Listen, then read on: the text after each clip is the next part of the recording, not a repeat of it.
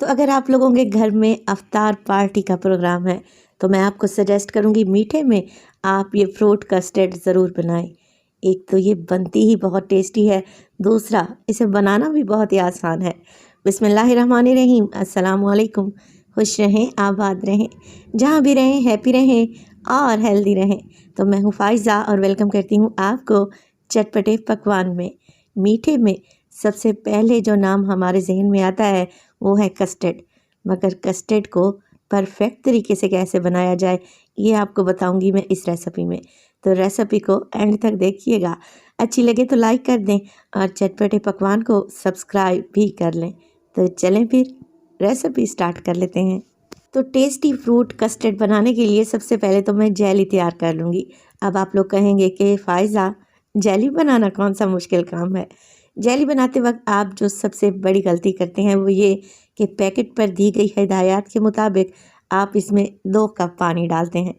आप इसमें 1 कप पानी डालें तो जेली एकदम परफेक्ट बनकर तैयार होगी, क्यूब्स में कटिंग होगी और इंशाअल्लाह ताला नरम तो बिल्कुल भी नहीं पड़ेगी।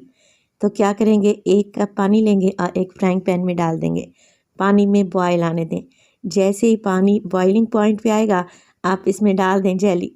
अब देखें जेली में फ्लेवर और शुगर के अलावा जेलेटिन पाउडर का इस्तेमाल किया जाता है, जिसे डिज़ोल्व करना बहुत ही ज़रूरी है।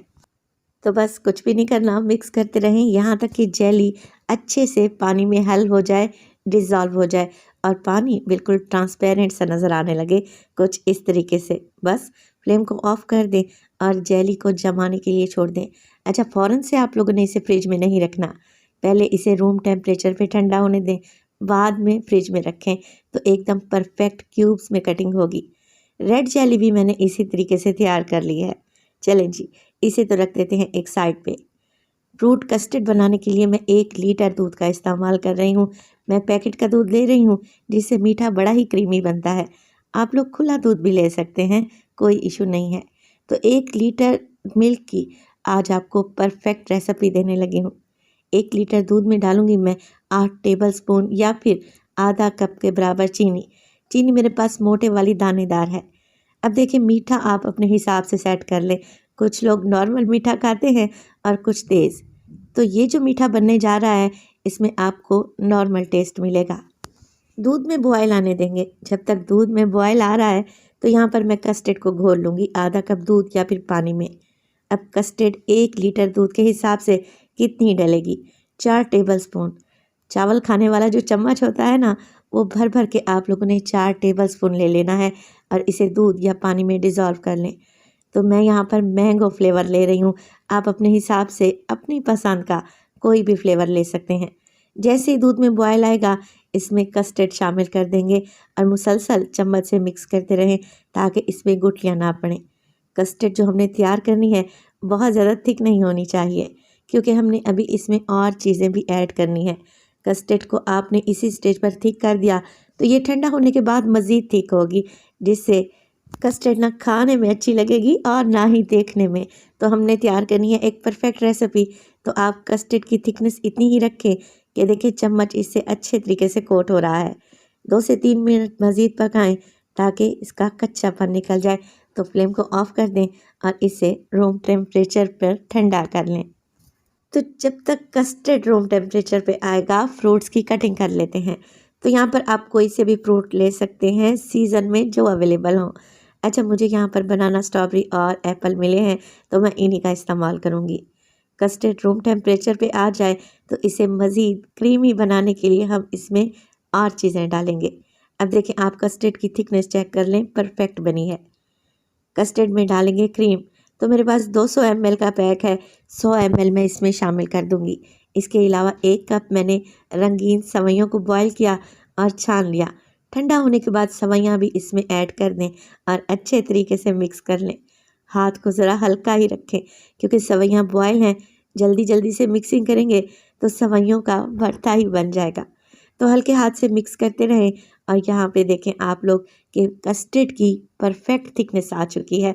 इसीलिए मैंने कस्टर्ड को हल्का सा पतला ही बनाया था। माशाल्लाह से बेहद क्रीमी कस्टर्ड तैयार है। अब इसमें डालते हैं फ्रूट्स। तो फ्रूट्स आप उसी टाइम पर काटें जब आप लोगों ने कस्टर्ड में ऐड करने हो। पहले से काट के रखेंगे ना तो फ्रूट्स काले पड़ जाएंगे। तो 1 कप सेब, 1 कप केले और 1 कप स्ट्रॉबेरी का इस्तेमाल करने लगी हूँ। थोड़ी सी स्ट्रॉबेरी मैंने बचा कर रख ली है, गार्निशिंग में काम आएगी। तो कस्टर्ड एक ऐसा डिज़र्ट है जो इतना कलरफुल और डिलीशियस तैयार होता है कि खाने वाले कटोरियाँ भर भर के खाएंगे इंशाअल्लाह ताला। तो यहाँ पर देखें, फ्रूट्स को मैं हल्के हाथ से मिक्स कर लूँगी। कस्टर्ड में फ्रूट मिक्स किए हैं, अब ये काले नहीं पड़ेंगे इंशाअल्लाह ताला। बस जी इसे एक साइड पे रख दें।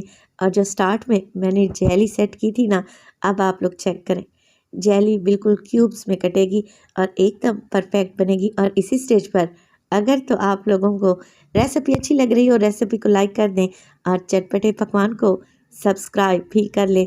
आप सब लोगों का बेहद शुक्रिया। तो यहाँ पर रेड और ग्रीन जेली दोनों की ही मैंने कटिंग कर ली है। चलें जी, सारी चीज़ें रेडी हैं, फ्रूट कस्टर्ड की असेंबलिंग कर लेते हैं। तो यहाँ पर जिस भी डिश में आप लोगों ने फ्रूट कस्टर्ड को अरेंज करना हो, पहले फ्रूट केक की लेयर लगाएं। अच्छा, आप फ्रूट केक के छोटे छोटे पीस करके भी डाल सकते हैं, मगर इस तरीके से लगाएंगे ना तो परफेक्ट फ्रूट कस्टर्ड बनकर तैयार होगा और इजीली हम इसे निकाल भी सकते हैं।